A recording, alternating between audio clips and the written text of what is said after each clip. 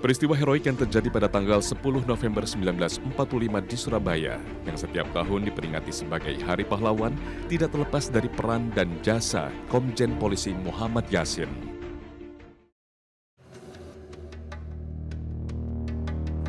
Komjen Polisi Muhammad Yasin lahir di Bau-Bau, Buton, Sulawesi Tenggara pada tanggal 9 Juni 1920. Ayahnya, Haji Mekah, berasal dari Bone, sedangkan ibunya Siti Rugaya berasal dari Maros. Ia merupakan anak laki-laki satu-satunya dari pasangan suami istri ini. Yasin mengakui bahwa ia semula memang tidak tertarik masuk kepolisian pemerintah Hindia Belanda. Ia bercita-cita menjadi penerbang. Maka selulus sekolah menengah pada 1941, Yasin bermaksud mengikuti pelatihan penerbangan militer Koninklijke Nederlandse Indische Luchtvaart Maatschappij atau KNILM di Bandung. Namun keinginannya itu tidak mendapat restu. Orang tua Yasin menganggap terbang dengan pesawat sama saja dengan cari mati. Dalam buku berjudul Memoir Yasin Sang Polisi Pejuang meluruskan sejarah kelahiran polisi Indonesia, Abu Baidah, kakak ipar Yasin, membujuknya untuk masuk kepolisian. Menurutnya, menjadi polisi juga tidak kalah gagah dengan jadi penerbang. Seragamnya pun cukup mentereng dan membanggakan.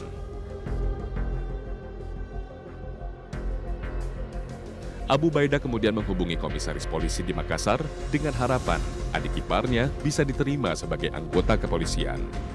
Beberapa waktu kemudian, melalui sang kakak, Yasin mendapat panggilan dari Kepala Polisi Kota Makassar, Komisaris Polisi Verdorn.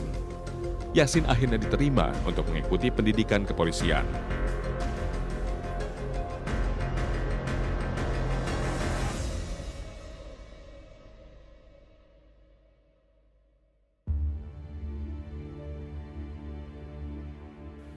Selama 9 bulan, Yasin mengikuti pendidikan kepolisian di Sukabumi. Pemerintah Hindia Belanda ketika itu mengantisipasi ancaman Perang Dunia Kedua, khususnya dari pihak Jepang yang masuk dalam kelompok fasis bersama Jerman dan Italia.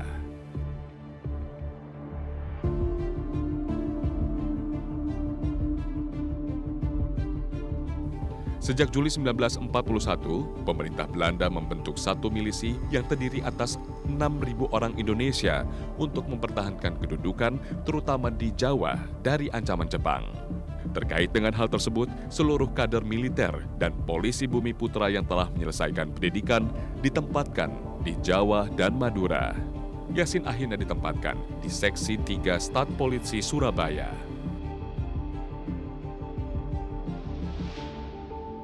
Di Surabaya, Yasin meniti karir dan membangun mimpinya menjadi polisi profesional. Dengan seragam yang gagah, tak kalah dengan seragam penerbang, Yasin menunjukkan kecemerlangan sebagai calon pemimpin masa depan.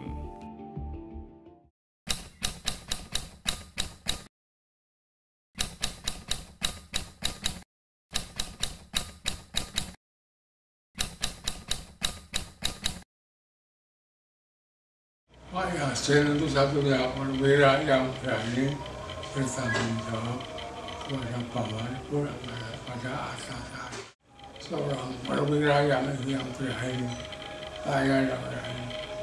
Yang jujur dan baik dan ditiru, mudah dipercaya. Yasin yang saat itu masih berpangkat Inspektur 1 atau IPTU pada tanggal 21 Agustus 1945 memproklamirkan Polisi Istimewa atau Tokubetsu Keisatsutai menjadi Polisi Republik Indonesia atau PRI. Proklamasi tersebut juga menegaskan bahwa kedudukan Polisi Istimewa menjadi polisi merdeka, polisi milik Republik Indonesia, bukan polisi milik kolonial Jepang. Proklamasi polisi itu merupakan suatu kebulatan tekad anggota polisi untuk berjuang melawan tentara Jepang yang masih bersenjata lengkap, walaupun sudah menyerah. Proklamasi itu juga bertujuan untuk meyakinkan rakyat bahwa polisi adalah aparat negara yang setia kepada Republik Indonesia. Dengan demikian, rakyat dapat melihat bahwa polisi bukanlah alat penjajah.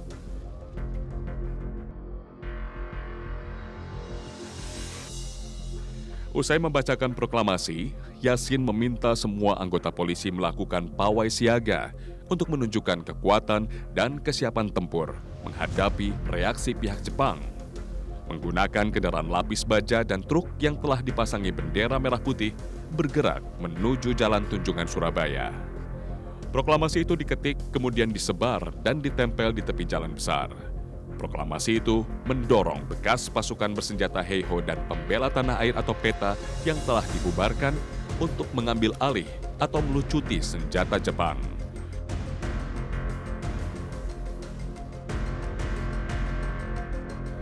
Saat meletus pertempuran Surabaya yang puncaknya pada tanggal 10 November 1945, Yasin memiliki peranan penting.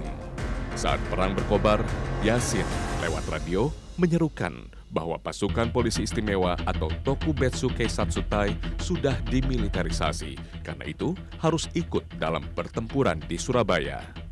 Peran lain yang dilakukan Yasin adalah dalam kaitannya merebut senjata rampasan perang dari Jepang. Sehubungan dengan hal itu, setidaknya ada dua peristiwa penting yang berkaitan.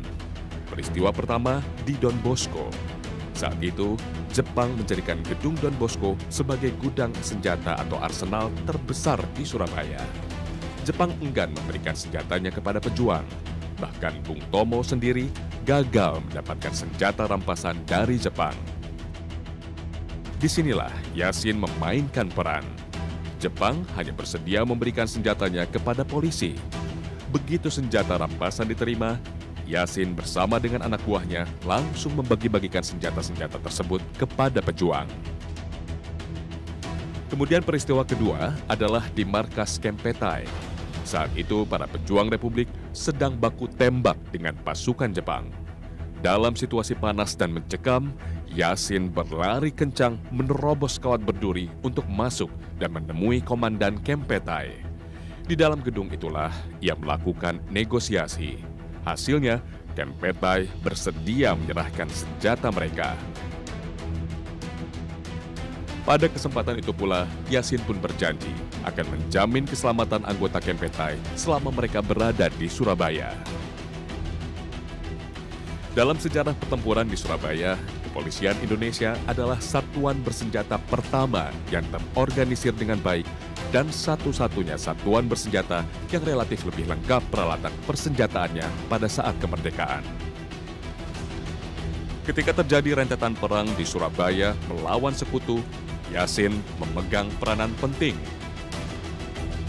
Sudarto, seorang petinggi militer yang turut terlibat dalam momen yang kemudian diperingati sebagai Hari Pahlawan itu, mengatakan bahwa tanpa peran Yasin dan pasukan polisi istimewanya, tidak akan ada pertempuran di Surabaya. Kesan serupa juga diungkapkan oleh mantan Kapolri, Bambang Hendarso Danuri, dalam tulisan sambutannya di buku memoir Yasin Sang Polisi Pejuang meluruskan sejarah kelahiran polisi Indonesia tahun 2010. Beliau menyatakan ketokohan Komjen Polisi Purnawirawan Dr. Haji Muhammad Yasin pada periode awal pasca proklamasi kemerdekaan Republik Indonesia dengan segenap anggota Tokubetsu Keisatsutai atau Kesatuan Polisi Istimewa yang terorganisir rapi, bersenjata lengkap, serta setia kepada perjuangan Indonesia, telah mampu mempelopori serta memberikan kesadaran akan kemampuan diri sendiri dan identitas bangsa.